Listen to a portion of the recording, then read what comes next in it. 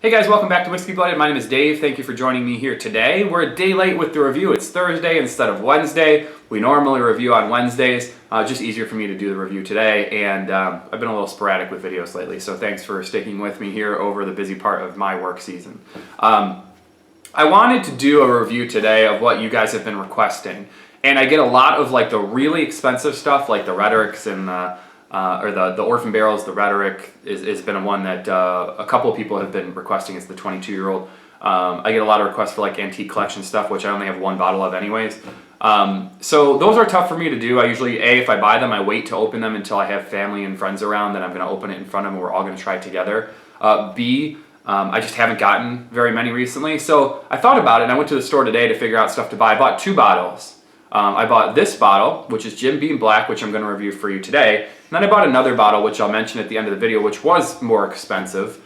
And I just figured, a lot of people have been asking for Jim Beam products. I don't normally drink Jim Beam products, not for any other reason than I've just never bought a ton of bottles of it. And I figured this would be a cool one. So this is just above the entry level for Jim Beam. So you've got Jim Beam's entry level, you've got, which is what, $12, $13. You've got this, which is a $25 bottle, Jim Beam Black. Used to have an 8-year age statement, no longer has an age statement, and then you continue going up from there. And the reason I wanted to do this is because recently Jim Beam has been starting to release this double oaked barrel, and I like the Woodford double oaked, and I figured now that Jim Beam's releasing one, I'll start doing some more Jim Beam things, because hopefully I can get my hands on one. I haven't actually seen them around here yet. Either they're not out, or I'm just unlucky, or I don't know, I haven't looked that much into it. So admittedly, I'm not a huge Jim Beam drinker. This will be a review for you guys from someone. This is my first time ever drinking Jim Beam Black neat. I've drinking Jim Beam before, like you go to the bar and you order a Jim and Coke or Jim and Diet or whatever if you're drinking that, or if I go to the bar, I'm usually ordering some kind of neat whiskey, but I never just say Jim Beam. So I wanted to try this, $25, great value, cool looking bottle, 86 proof. Here's what the bottle looks like. It used to have an 8-year age statement on it, but they dropped that. So I thought this would be fun because a lot of people are like, hey, is the no age statement any good? From what I've seen and read online, a lot of people really aren't that upset about the age statement drop after they've tried it. A lot of people are still saying it's very comparable in quality, if not the same quality as it was before. But I know how I feel about my regular drinker, which was Elijah Craig 12 and is now Elijah Craig Small Batch. And I know how I feel about that, and I still prefer my 12-year-old. Maybe it's just in my head. So let's try this Jim Beam Black. Let's pour one out here. $25 is what I paid for this today. I love the bottle. It's this like squared off bottle, if you guys can see that. I like that. It's almost like something that you can easily hold in your hand, that sits well. It's different. So I like the bottle a lot. It's an 86 proof. It's just an 86 proof. They don't have a lot on here. It says full body character, definitely worth the wait.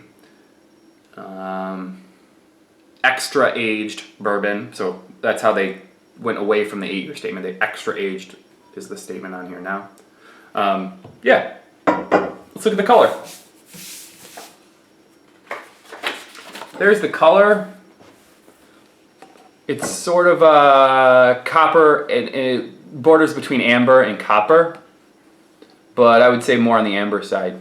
It's not young looking by any means, but it's not old looking either. It's not very dark in color or extra matured. As for the nose, on the nose it is very sweet. You get sweet corn. Haven't looked up the mash bill on this one, but if I had to guess, it's probably the high corn mash bill. Sweet corn, candied corn. It's like that time of year where you see those Halloween candies that look like little candy corns. It's like a couple of these are sitting in the bottom of this glass. A little bit of oak smell and some caramel and honey, which are pretty characteristic of bourbon notes on the nose and on the taste. As for the taste of this one,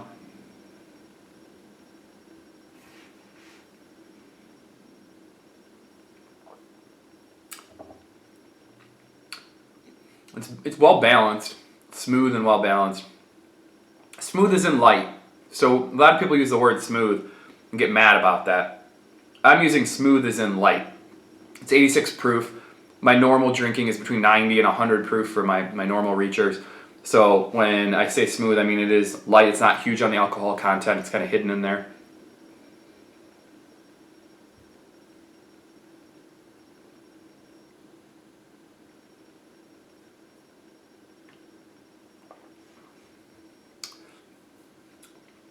So here are my notes on the taste. Up front, it's that sweet corn, the candied corn, like a brown sugar taste, very sweet, light mouthfeel, pretty thin on the mouth, thin to medium on the mouth. As soon as it sits there for a little bit and then starts to creep down, it just opens up very subtly into some of that oak. And it's a very subtle oak taste and toasted oak or charred oak taste. When it starts to open up, it's nice. That's why I think when I say it's well balanced, the sweetness ends through it goes from the beginning to the end. So that sweet, and a lot of people define Jim Beam as a sweeter whiskey. That sweet note stays all the way through the end, even through the finish. You're still getting that sweet note. But so the subtle underlying parts of that oak add some nice flavor in there. Overall, though, I would define this as a sweeter whiskey for me, compared to what I normally drink, which, as you guys know, is like an Elijah Craig, which has a much more complex, meatier, burnier taste to it, I guess you could say. So I do like it a lot. I love the price point. $25, Jim Beam product, extra age. They don't put an age statement on here. It used to be 8. I would guess it's probably a 6, maybe a 4 to 6 year old. I didn't look that up, but it looks and tastes like about a 6-year-old. Other than that, I really don't have anything terrible to say about it. It's an overall good whiskey. There's not a lot in this price point. I mean there are, but there's not a lot that I would compete with this in this price category, besides like an Elijah Craig small batch. And by the way, we're paying, I don't know what you guys are paying for Elijah Craig now in your area, but we're paying up to like $32 for it. I'd definitely compare this to like a Woodford, which actually is part of the reason I wanted to do this review. So Woodford a little higher in price point, but similar in taste. You know, a little bit of sweetness, a lot of sweet corn on it.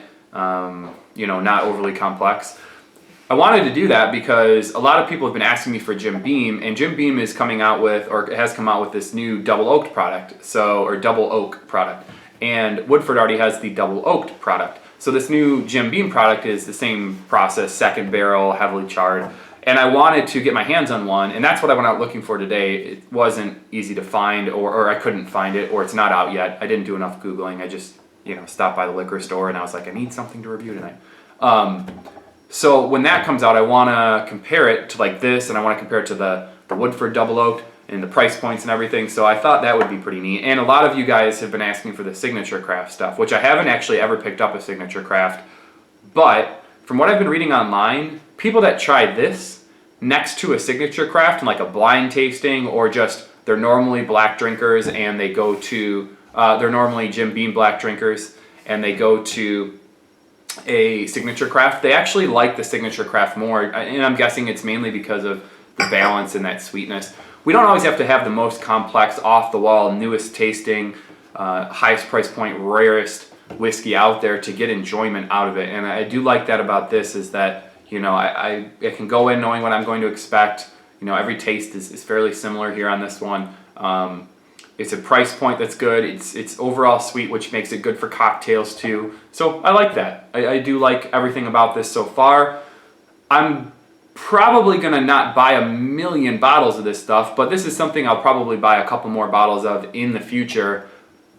Maybe not gonna be my first thing to reach to as a straight drink, but if I'm looking for something sweeter that's not going to break the bank, I might reach to this to sit and eat, and I'll definitely have no problem putting this in a cocktail, especially like a sweeter cocktail. So for example, like I always talk about Manhattans, that should be a sweeter cocktail, or an old fashioned, that should be a sweeter cocktail for you too.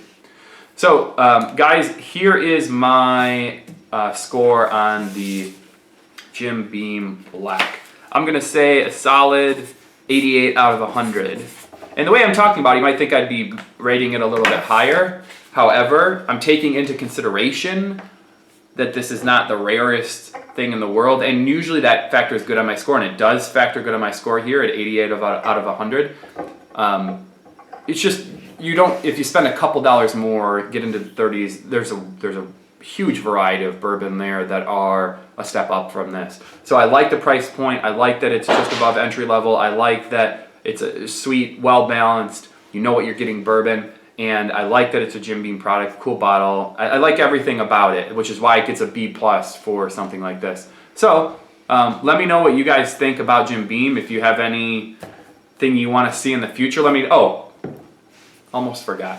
This is the other bottle that I bought today that wasn't cheap. It was like 110 or something like that. This is Whistle Pig's straight rye whiskey. They're 12-year-old old world cask finish. So it's a 63% Madeira, 30% French, and 7% port cask at 86 proof. So this is what I bought. If you want to see me review this, let me know. Otherwise, I'll just try to come up with something for next week.